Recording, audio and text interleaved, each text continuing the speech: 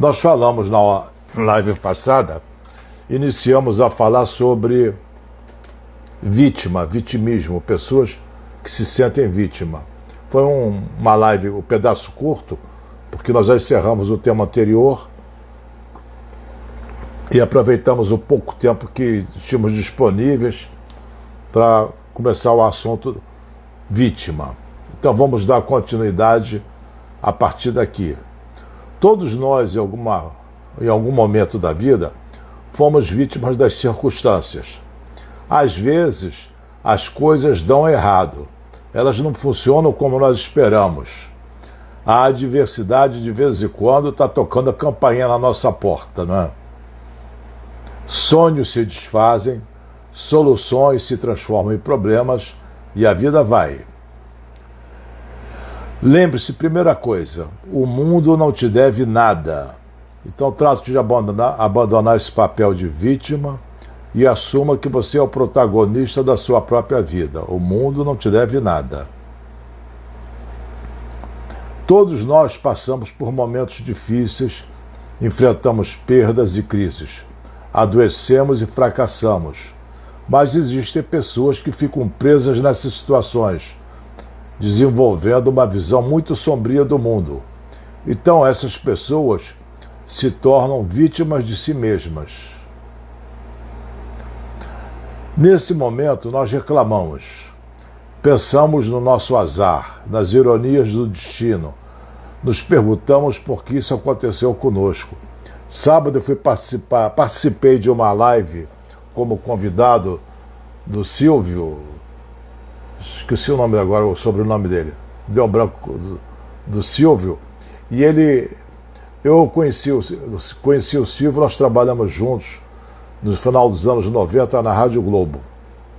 E nessa época,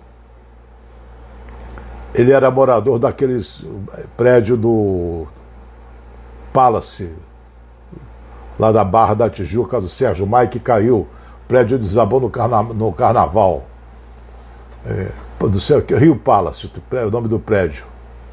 E o Sérgio, o Silvio, me perguntou naquela ocasião e me perguntou agora na live de sábado, mas por que eu? Como se ele fosse o único morador do prédio e se o prédio tivesse sido guiado por alguma força extraordinária, supraterrestre, para puni-lo. Derrubou o prédio todo, centenas de pessoas morando lá. E ele, mas por que logo comigo? Eu digo, Silvinho, por que você não pergunta por que logo comigo quando você consegue uma coisa boa da vida, né? A gente diz, foi logo comigo, por que eu? Esse porque eu te coloca numa perspectiva de vítima. Aí nós sentimos pena de nós mesmos, precisamos nos libertar dessa frustração, respirar fundo e ir em frente, aceitando a realidade.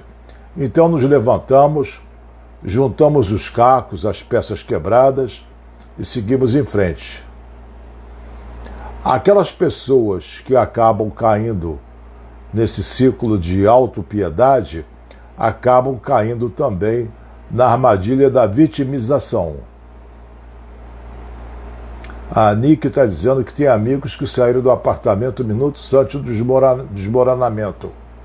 Eu conheci algumas pessoas, inclusive o coronel bombeiro, que era de Salvamar. Eu tive oportunidade, ele era morador de lá, e eu tive a oportunidade de entrevistá-lo quando eu tinha um programa na Rádio Haroldo de Andrade. Ele ajudou a botar muita gente para fora que não queria sair. O prédio estava por desabar e ele forçando as pessoas, empurrando, dando pontapé para as pessoas saírem do prédio. Mas eu tenho uma boa notícia para quem se sente vítima. Quem é vítima, saiba que você não está numa prisão perpétua. É uma situação, é uma escolha, não é uma prisão perpétua. E a vitimização tem um lado negativo e tem um lado positivo. Queria lembrar que as pessoas que se queixam não comovem e se irritam. Às vezes você se queixa para obter a simpatia de quem está te ouvindo, mas essas pessoas só irritam. Alimentar a mentalidade vitimizadora não é uma boa ideia. Pessoas que têm um fraco senso de controle correm um risco maior de desenvolver problemas de saúde, porque se preocupam muito menos com elas. Elas são mais propensas a problemas psicológicos como ansiedade e depressão. Quando você se sente um joguete, Silvio Barbosa, eu esqueci o sobrenome do Silvio. Olha ele aí, Silvio, eu estava falando de você agora como morador lá do Palace, Palace, né? Do prédio que desabou. E dizendo que você perguntou por que eu. Então, por que eu é uma leitura de vítima. Por que não contigo? Né? Você foi só mais um num pacote lá que funcionou a tua revelia. As pessoas que têm um fraco senso de controle, elas lá não adianta eu controlar minha saúde, minha vida, fazer esporte, alimentação direito, porque não adianta nada. Essas pessoas são mais propensas a ter ansiedade e depressão. A vítima acaba criando para si mesma uma prisão da qual é muito difícil escapar. Ô, minha querida Vanessa, um beijo para você, Vanessa Salinas. A Vanessa agora é mãe de uma neta postiça minha. Um beijão para você e para tua filhinha, Vanessa. Prazer te ver aqui. As pessoas criam uma prisão muito difícil de escapar, que é o vitimismo. Elas costumam ruminar muito, dão asas a pensamentos negativos, se concentram nas suas angústias, nos seus problemas, em vez de procurar a solução. Esse estado, repetido dia após dia, acaba afetando o equilíbrio emocional e, portanto, não é de surpreender que essas pessoas vítimas relatem muito menos com a satisfação com a vida e também apresente um pior desempenho. O Henry Ford dizia: se você acredita que pode ou que não pode, de qualquer maneira tem razão. E ele também tinha razão ao falar isso. Ele era muito bom. A van da minha prima chegou, lá de Teresópolis. O outro problema negativo daqueles que assumem o papel de vítima é que elas podem atrair pessoas para a sua vida, pessoas que estão dispostas a tirar vantagem delas, em alguns casos até caindo em violência. Dessa maneira, a pessoa completa um ciclo de autoalimentação. Por um lado, os agressores procuram pessoas mais fracas, e pelo outro lado, a vítima não acredita que possa melhorar de vida. Olha, o cenário é a tempestade perfeita se armando no horizonte.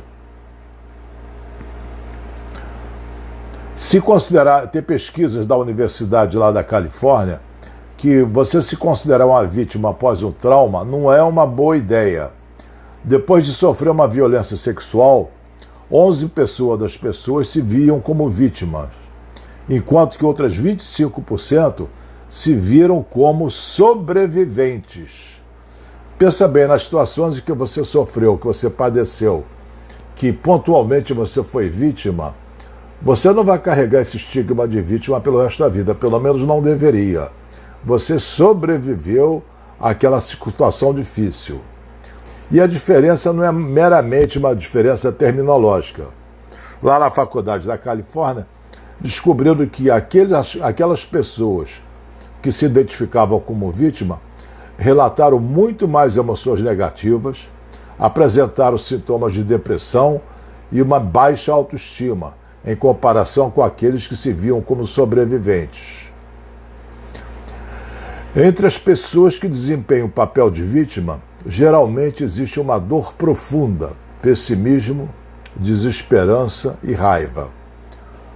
Muitas vezes a dor está relacionada a um trauma real, a tragédia e abusos reais. Outras vezes é o resultado de modelos de padrões aprendidos com os pais, que transmitiam para esses filhos uma visão sem esperança e hostil do mundo. Deixa eu ver aqui, acho que já chegou pergunta aqui. Eu não quero deixar vocês sem pergunta, sem resposta. A Patrícia disse: tirei um tumor no cérebro e fiz 3 cirurgias. Várias pessoas me chamaram de corajosa. Corajosa, eu não tive outra alternativa. Só não falei porque comigo, aí acabou o que ela escreveu. Você não teve alternativa, mas você não ficou bancando a vítima. O Rolf diz que todos nós já fomos vítimas de alguma coisa, mas isso não quer dizer que somos vítimas. Estivemos por alguns instantes. Concordo contigo, Rolf.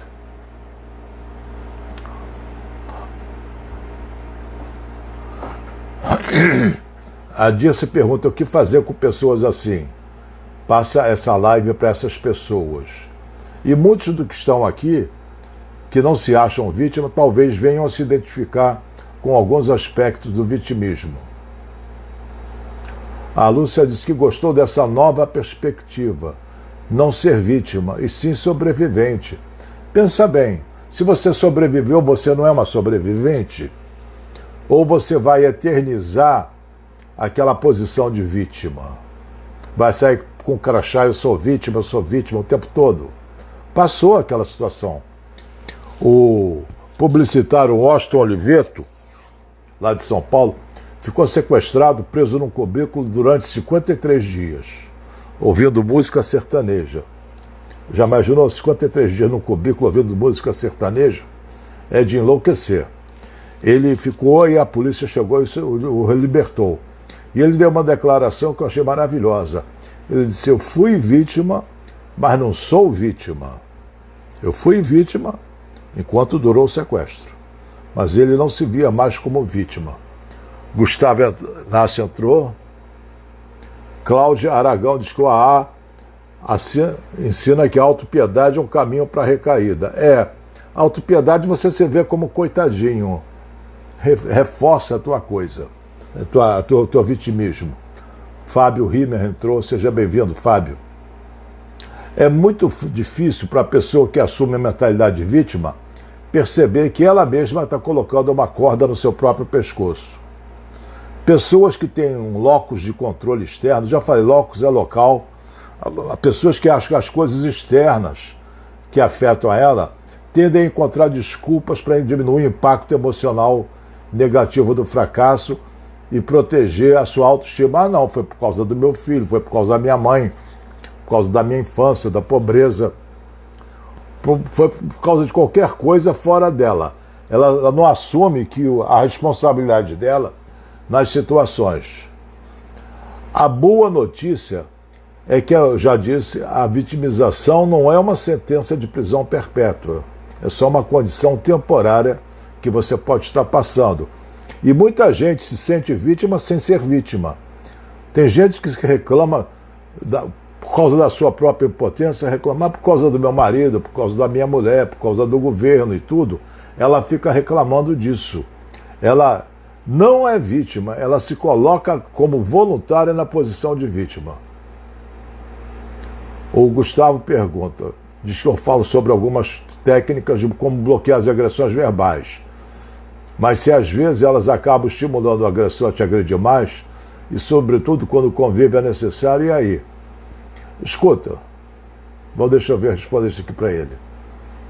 Se você fica em silêncio, você não está estimulando o agressor, você está, ao contrário, desestimulando.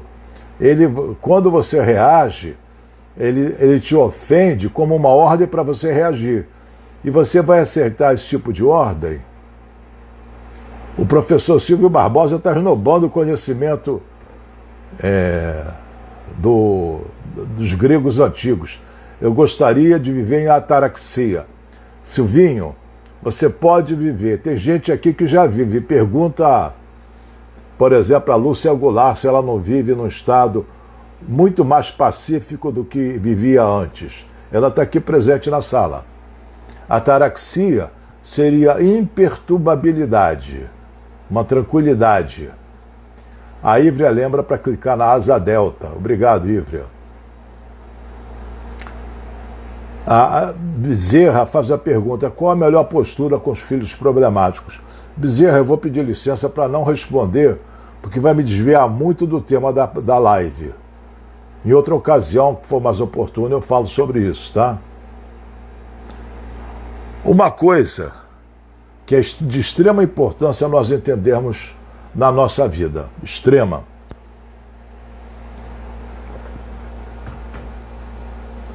A Lúcia Goulart está falando para o Silvinho, é verdade, sobre a ataraxia, mas de vez em quando eu escorrego. Lúcia, você é humana, todo mundo escorrega de vez em quando. Cada vez menos. Cada vez menos. Não é um salto, é um processo.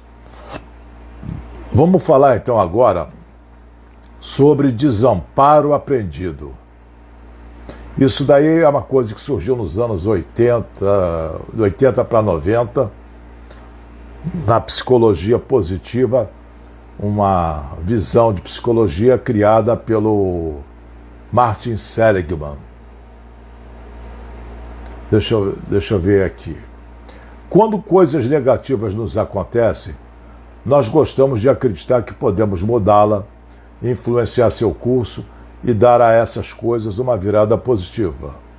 Entretanto, nem sempre isso acontece, quando as pessoas sentem que não têm controle sobre aquilo que acontece. Aí elas tendem a renunciar e aceitar seu destino.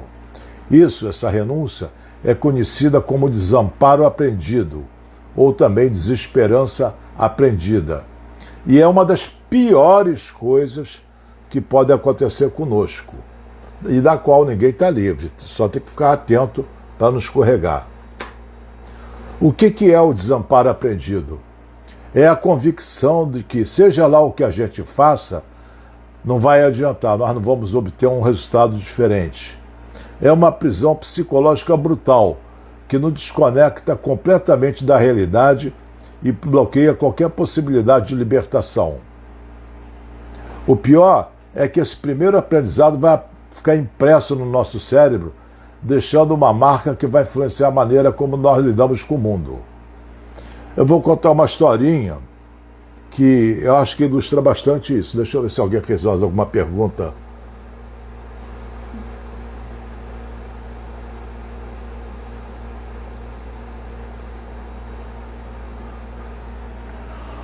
A historinha que eu vou contar é a seguinte. Dizem que quando o elefante é pequenininho, ele é capturado, amarra uma forte corrente na pata dele e a outra extremidade da corrente numa árvore bem grossa.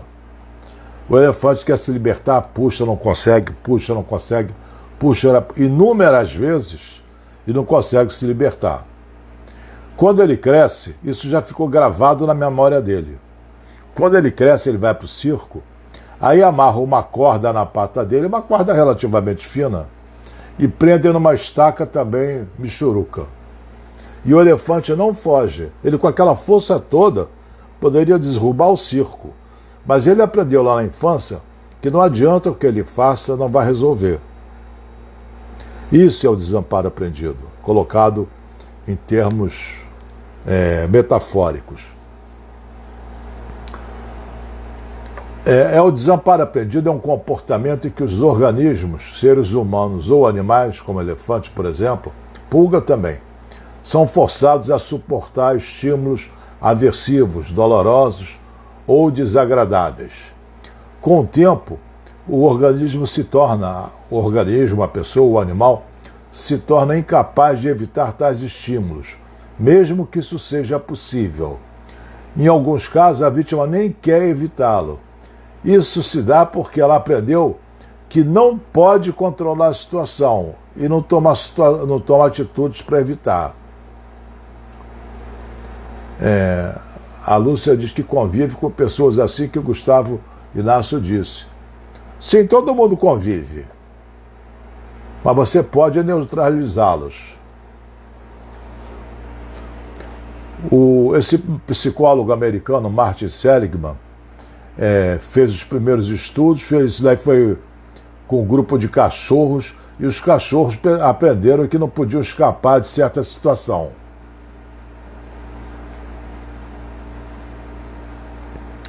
O desamparo aprendido acontece quando as pessoas, tal qual o elefante, estão convencidas que não há mais sentido em lutar, porque o que quer que façam não pode mudar as circunstâncias. Vocês não conhecem pessoas assim? Pessoas que já não se levantam, levaram um soco, foram para a lona e dizem, não adianta mais eu me levantar. Aí ficam caídos o resto da vida. Essas pessoas se tornam meros espectadores das suas próprias vidas. Se sentam do lado da estrada, criticando, lamentando o que está acontecendo com eles, sem levantar um dedo para tentar melhorar a situação. É do tipo de pessoa que reclama da escuridão, mas se levanta para acender a luz. Perguntas? Vamos lá, se tiver perguntas, vamos aproveitar. Talvez você já esteja se identificando também como uma pessoa que de vez em quando dá uma de vítima. Isso não é positivo para você e mais, não é verdadeiro. É só uma percepção distorcida da realidade, que provavelmente você aprendeu lá na infância. Vamos ver se entra alguma pergunta antes de dar continuidade.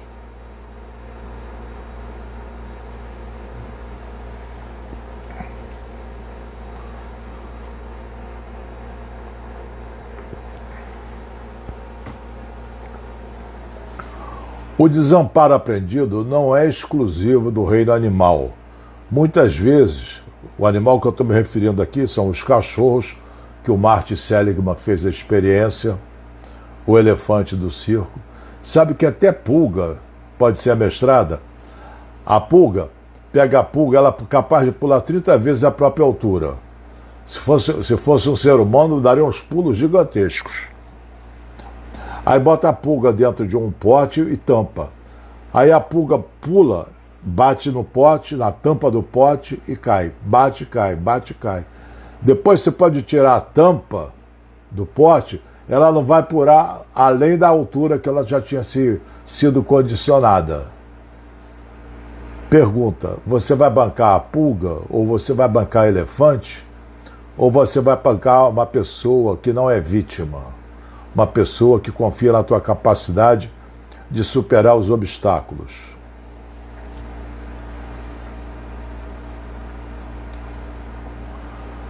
Você é capaz de aproveitar as oportunidades de mudança ou aproveitar o alívio quando as oportunidades surgem.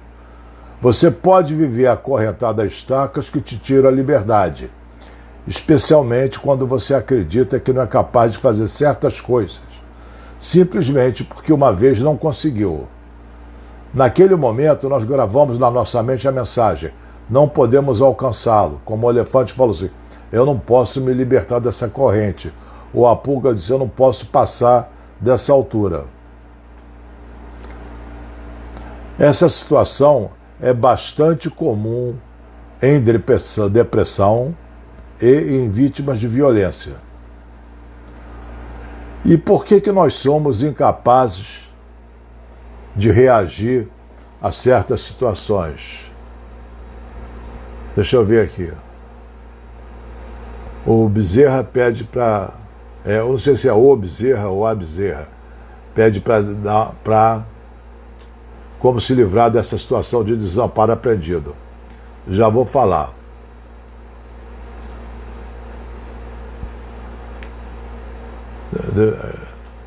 Esses letreiros aqui que me dão uma canseira.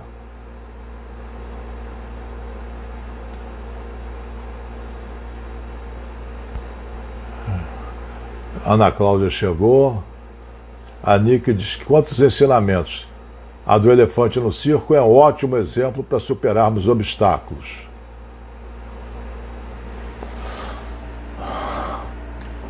O autor dessa teoria de desamparo aprendido, como eu disse, Martin Seligman, explica que nós somos incapazes de reagir a situações dolorosas porque em um determinado ponto do caminho, depois de tentar mudar as coisas sem obter os resultados esperados, nós nos inibimos e caímos num estado de passividade. Em outras palavras, quando nos sentimos impotentes e acreditamos que não há solução, jogamos a toalha de tal maneira que não conseguimos enxergar as oportunidades de mudança que surgem em nosso caminho. É como se nós colocássemos a venda do passado nos nossos olhos e deixássemos que essa venda determinasse o nosso futuro.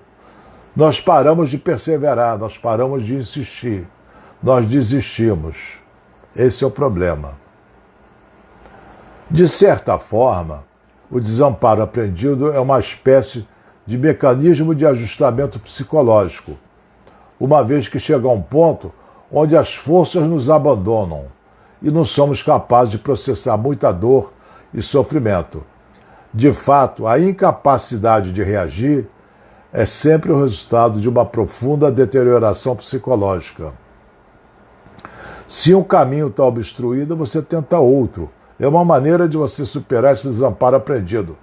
Por essa estrada não deu para chegar ao meu objetivo, mas eu posso procurar chegar ao meu objetivo através de outro caminho. Você pode mudar a rota, mas não precisa mudar o objetivo. Você quer uma coisa, não deu certo, você vai em frente. Deixa eu ver aqui.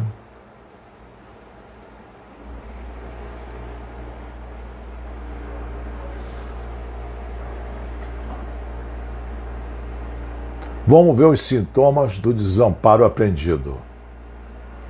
O desamparo afeta 4 áreas, fundamentalmente.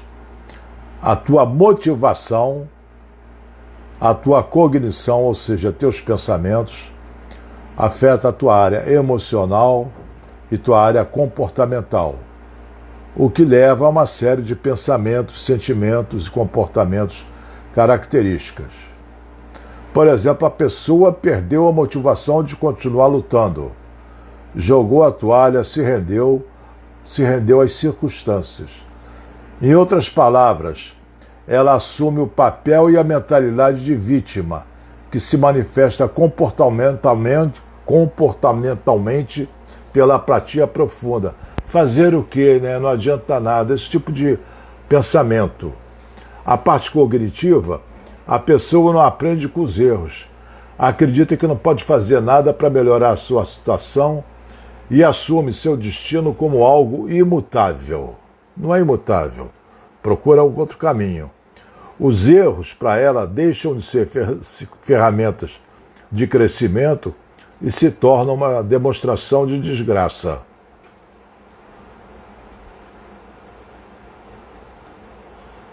Deixa eu ver aqui, alguém fez uma observação aqui. Gente, a dificuldade aqui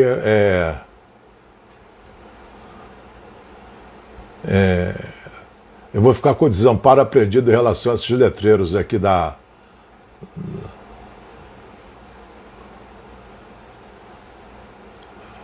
As perguntas estão boas.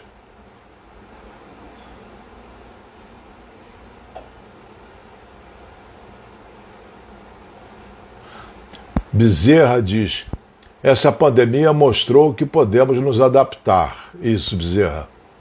Só não sei o teu primeiro nome. O Darwin falou que quem sobrevive não é o mais forte nem o mais inteligente, é aquele que melhor se adapta. Charles Darwin. Temos pandemia, temos que lidar com ela. Vamos sucumbir a ela ou vamos nos adaptar? Cláudia Aragão. O que fazer com uma pessoa que está na M e não admite seus limites nem quer ajuda? Não faça nada, ela não quer ajuda. Você é salvadora? A pessoa não quer. Reconheça, então, Cláudia, os teus limites. Você não pode ajudar quem não quer ser ajudado. Empurrar uma pessoa escada abaixo é muito fácil, né? Bump, ela vai. Agora, tenta empurrar uma pessoa que não quer subir escada acima. Você não vai conseguir.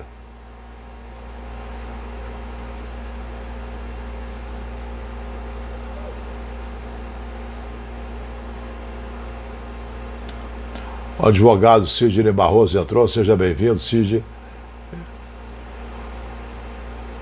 A Hilda Fux diz: qual a diferença entre desamparo aprendido e aceitação? Hilda, aceitação é quando você aceita a realidade que aconteceu e muitas vezes você aceita que certos aspectos dessa realidade são imutáveis. Isso é uma questão de inteligência. Desamparo aprendido, você teve uma experiência, não conseguiu um resultado e generalizou. Não adianta eu fazer nada que não vou superar essa situação. embora a situação fosse superável se você buscasse um outro caminho.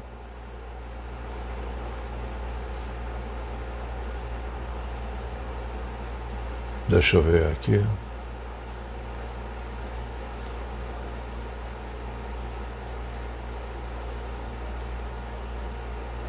Sheila entrou, deixa eu ver aqui.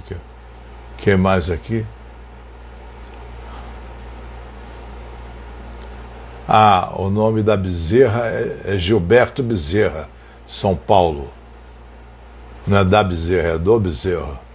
A Lúcia diz que a internet está caindo toda hora. Lúcia, você não é vítima da internet. Tenha resiliência, não entre em desamparo aprendido. E ela pergunta como surge esse desamparo aprendido. Principalmente, Lúcia, através na infância, através das colocações que os pais fazem. Não adianta nada, não vale a pena, vamos desistir. O Rolf diz que tentou subir o Parinacota. Parinacota deve ser uma montanha, que ele vai muito para a África, de 6.342 metros 3 vezes. Ele tentou subir 3 vezes. Olhou para a montanha e falou para ela: você já chegou no máximo, mas eu ainda posso crescer. Ele conseguiu na 3ª tentativa, uma das suas maiores vitórias. Diz ele. Boa, Rolf. Gostei. Alguém, pergunta a Lúcia, em um estado mental normal, pode iniciar esse desamparo? Pode. Muita gente entra nesse desamparo. Agora, uma pessoa emocionalmente forte não vai entrar. Por falar em emocionalmente forte, vai ser o tema da próxima aula das quintas-feiras. O nosso curso vai se desenvolver, falar das pessoas emocionalmente fortes, das emocionalmente fracas também, por extensão. A Nick diz: adaptação sem se anular. Adaptar para melhorar e ser feliz. Ninguém está falando de se anular, nem pensar nisso. Nem pensar nisso. Não é se anular, adaptação para se superar e superar as dificuldades que aparecem.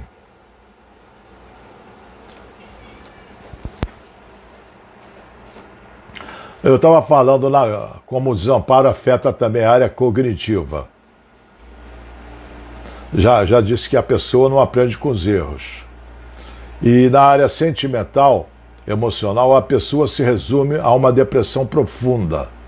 Desenvolve uma visão pessimista do mundo, dá desesperança e assume que é incapaz de sair daquela situação.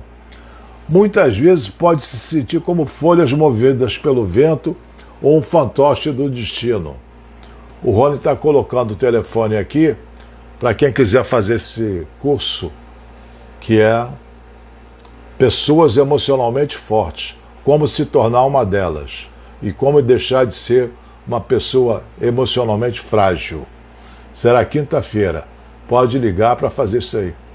O Sidney Barroso dá uns passos para trás só para pegar impulso. Isso aí mesmo, Sidney. Não é engrenar uma marcha ré e sair do cenário, não. É só para pegar o impulso. É uma estratégia para avançar, não é para fugir.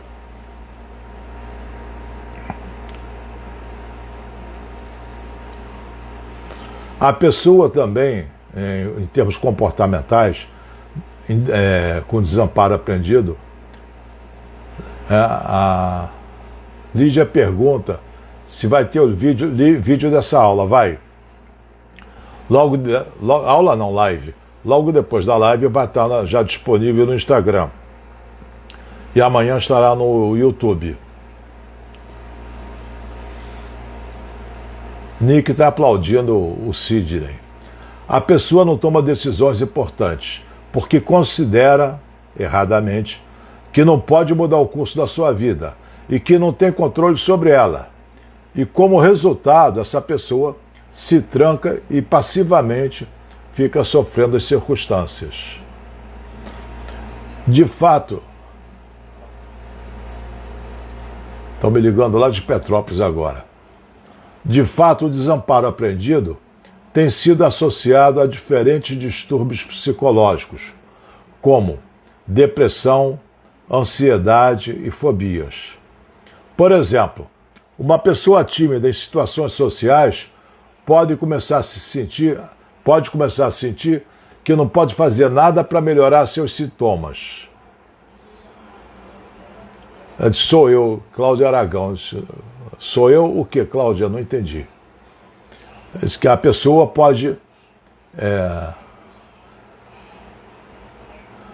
A Regina está avisando aí que todas as lives são gravadas e ficam no Instagram, no YouTube. Isso mesmo, Regina. Obrigado pela ajuda. Cadê o Vitório, Regina? Ah, foi a Cláudia Aragão que me ligou. Cláudia, obviamente, eu não posso te atender agora. Mas liga depois da live que eu vou ter o maior prazer em te atender. Por exemplo, a pessoa tímida acha que não pode fazer nada para melhorar seus sintomas. Essa sensação de descontrole pode levá-la a evitar situações sociais, que podem ainda agravar a timidez e levar ao ponto de passar a desenvolver uma fobia social. Em que contextos se aprende o desamparo manifestado? A desesperança aprendida pode ser vista praticamente em todas as áreas da nossa vida, do profissional ao social e pessoal. No campo profissional é muito comum, pois em muitos contextos de trabalho são colocados vários obstáculos para a nossa mudança. Quando uma pessoa propõe novas ideias e todas essas ideias são rejeitadas, a pessoa acaba se adaptando ao papel e se torna um empregado passivo e desmotivado. Deixa eu ver aqui. Elizabeth Dornelas pergunta como se livrar das fobias. Procurando um psicólogo. Fobia é um sentimento muito forte, composto por um medo irracional. Não há um motivo para ter aquele medo tão forte. Teria que ver no tratamento psicológico. A Regina diz que o Vitório está matando aula. Coisa feia, Vitório. Nessa idade, eu fazia isso quando eu era mais novo. Agora, velho, eu não faço, não. O Rolf está dizendo, lembrando sempre que o medo é covarde se recuar diante dele. E ele se agiganta, se fizer um passo na direção dele, ele fica bem pequenininho. Quer dizer, o medo é covarde porque se você enfrentar, ele foge. Se você fugir, ele fica e cresce.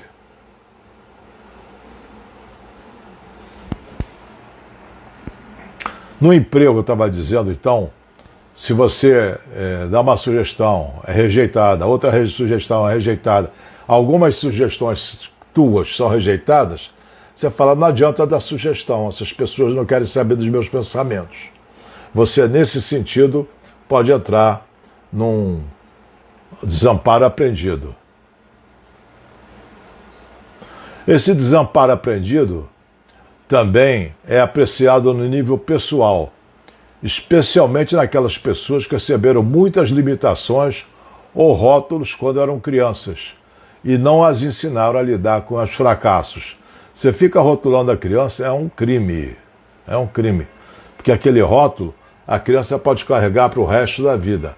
Você é burra, você é feia, tua irmã é mais bonita, você não tem jeito para matemática, por aí vai.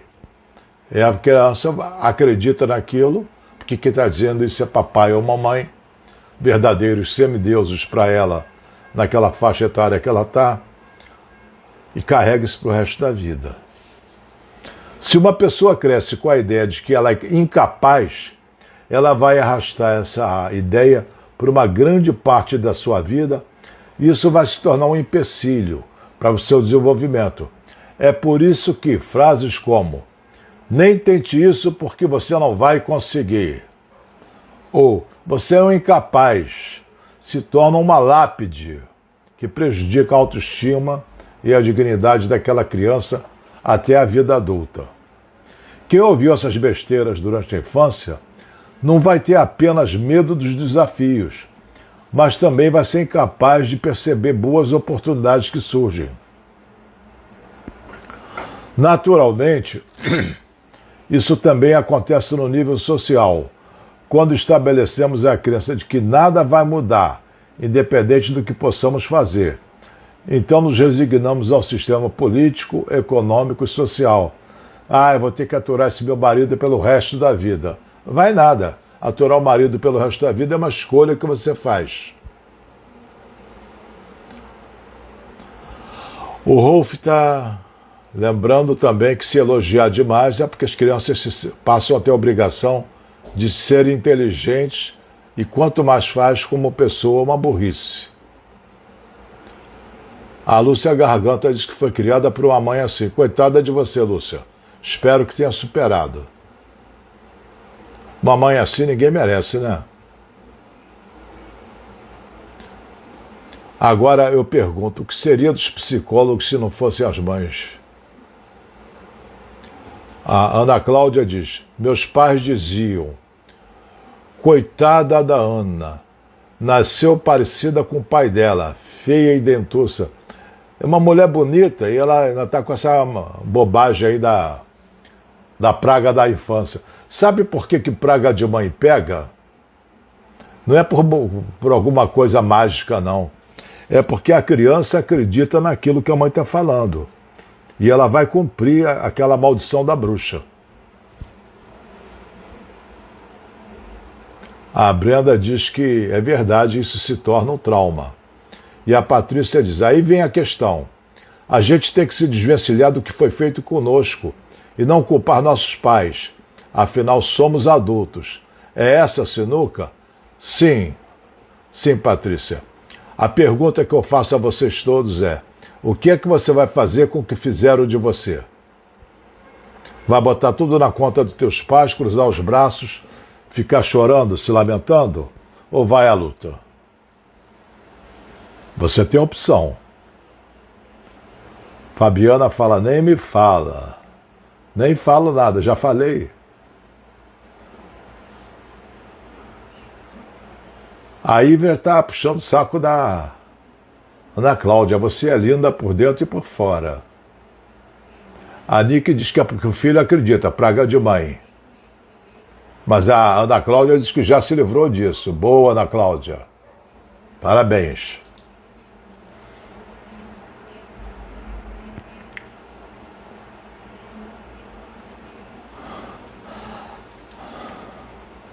A tolerância ao fracasso nos protege dos sentimentos de desesperança. Nem todas as pessoas reagem da mesma maneira diante de uma adversidade. Há aquelas que vão desenvolver o desamparo aprendido, infelizmente, e outras que se tornam mais resilientes. A chave está nos recursos que enfrentamos, que somos capazes de ativar nesse momento. Eu vou à luta, eu vou à luta. É por isso que o próprio Martin Seligman defende a necessidade de falhar. Diz ele, precisamos nos sentir tristes, zangados e frustrados. Proteger-nos dessas emoções nos torna mais vulneráveis a elas, porque não aprendemos a perseverar. Então, ensine aos seus filhos que a vida é frustrante e de vez em quando frustre deliberadamente seus filhos.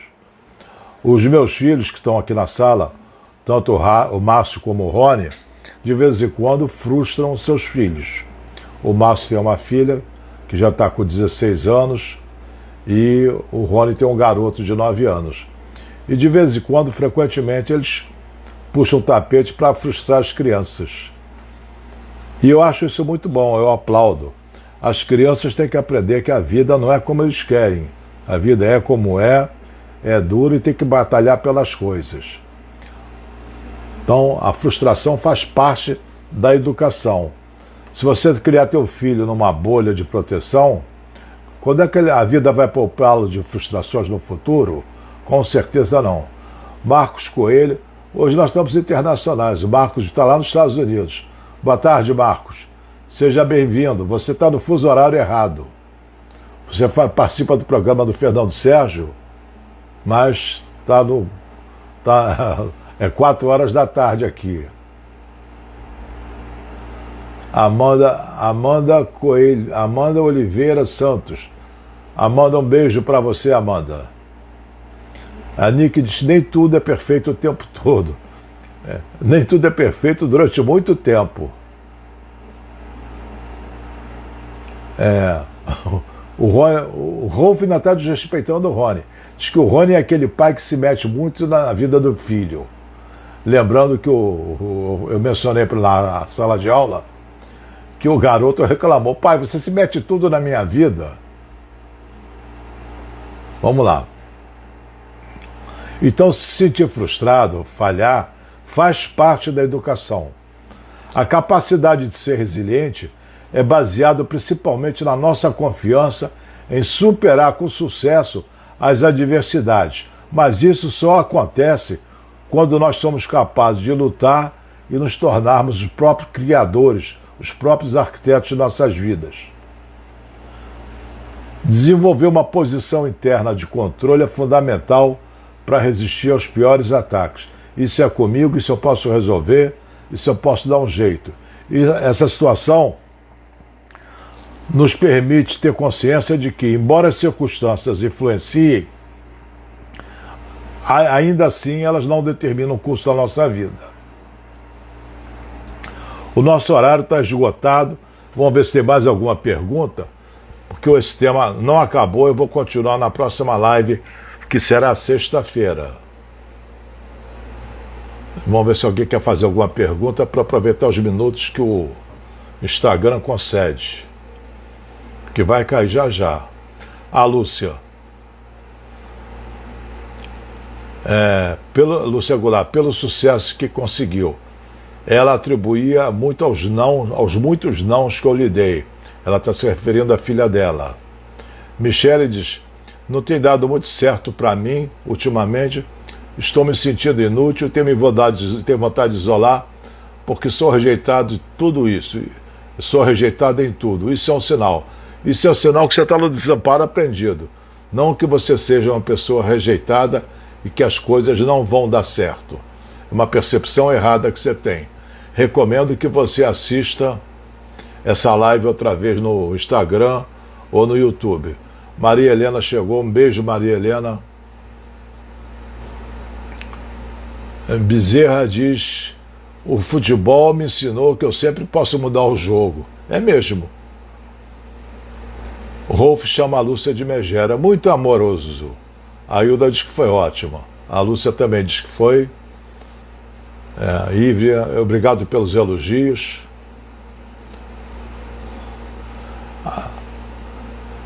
Alguém quer fazer alguma pergunta? Eu agradeço os elogios que estão mandando. Aproveitar esses restos de minutos que nós temos aí.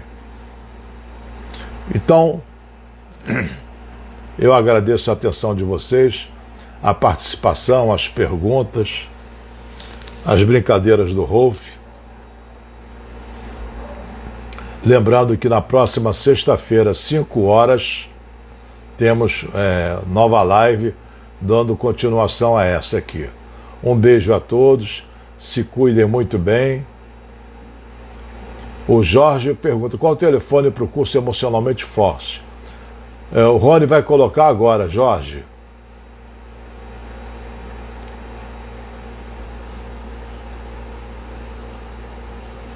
Pronto, Jorge, o telefone já está aí.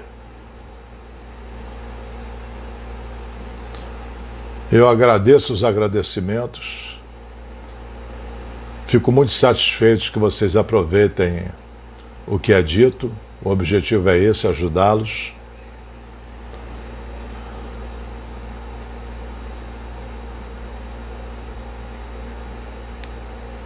Bom, se cuidem muito bem. Obrigado pela participação. Fiquem todos na paz e até sexta-feira, 5 horas da tarde. Um beijo.